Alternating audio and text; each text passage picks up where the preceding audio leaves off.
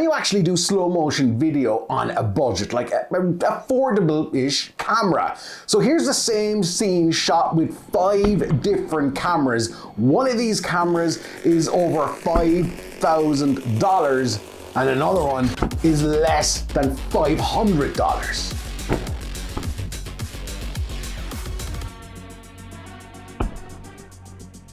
So what did you think was the best? Leave me a comment right now. Was it option A, option B, option C, D, or E? I can tell you that option A was the $5,000 Sony FX3. Over this way. Right position.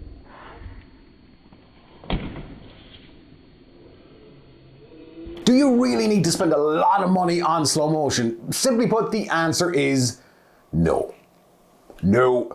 Hang on, this is YouTube. I need to take a drink. Somebody's going, no.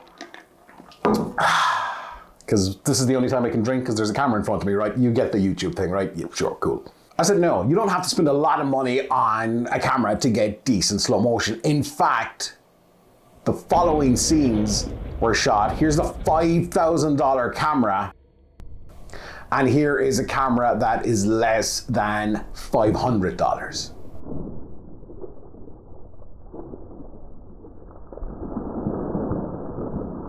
Now I can tell you, however, the one here, one of these cameras is 4K 120, which is the ultimate, the optimal slow-mo that we all hear. 4K 120, man. But it's not 4K 120. Now, is that a bad thing? I'm sure for some of you who are obsessed with numbers, you're like, that's a bad thing, Vic. What I can tell you though, it's also a good thing because while it's not 4K 120, it is 2.7K 240. Now what does that mean? I'm going to explain this really quickly.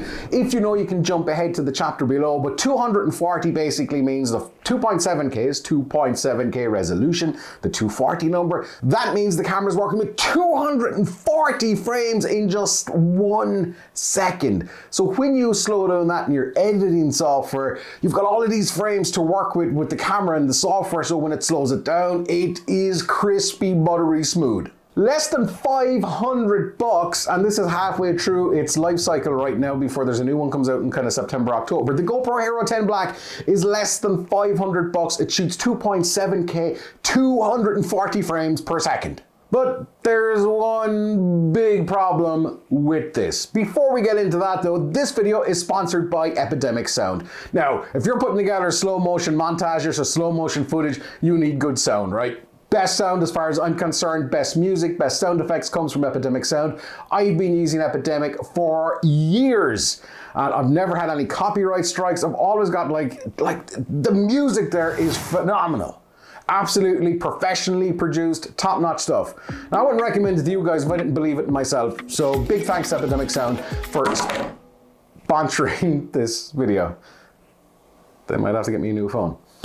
So yeah, I've left a link in the description for you guys to get the same value that I get out of Epidemic Sound. Anyway, moving on, right? GoPro Hero 10 Black has one big problem, and it is to do... More on this in the end of the video. You might be wondering why there's a bat here. Anyway, GoPro has a huge problem with the lens. Sure, it shoots 2.7K 240. Have I said that enough? No? Okay. 2 points. No, don't say it anymore.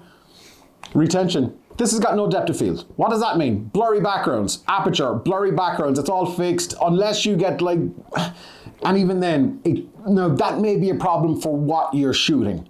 Alrighty, so it will always kind of look action camera-y-ish, which is not a word, but you get what I'm saying. Now that might be a big thing for some of you where you don't get that real cinematic look, because that's one of the things that people feel is a little bit cinematic, is that depth of field, the depth of the image, so you can get that blurry bokeh and all of those nice buttery smooth backgrounds. All of that said, it is still 2.7K 240. We need a counter on this. How many times have I said it? There is nobody there. I'm just talking to nobody, right? Right. This also shoots 240 frames per second, but in 1080p. Now you might get a little bit more depth of field in this, but either way, I think this gives you a little bit of scope to crop in or to push in slowly in post-production where you can zoom in the image yourself digitally. And because it's 2.7K, you don't lose that much resolution. But why shoot slow motion at all? Why shoot 4K 120? Why shoot 2.7K 240? 40. All right, put a counter.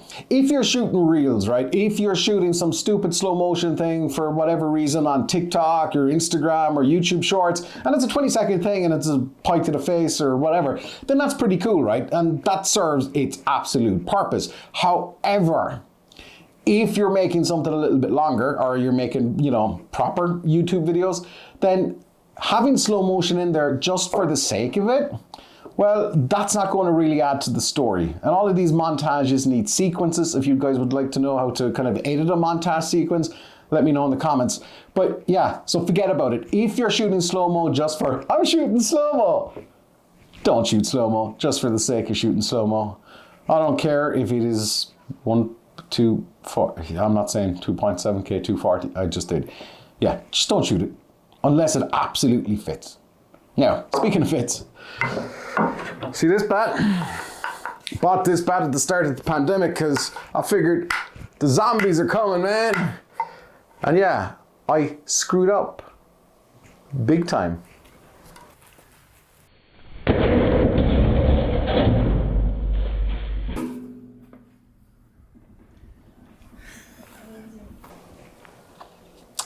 That is a nice chip off an old rusty fire pit. And here's the thing. This, I didn't even capture it in 2.7K 240. Subscribe if you really would. That would be awesome. I'd appreciate it. At least hit the like button. Do me a solid. I'll see you on the next video, which will be less threatening. Can I do this without anything breaking? Oh, shit.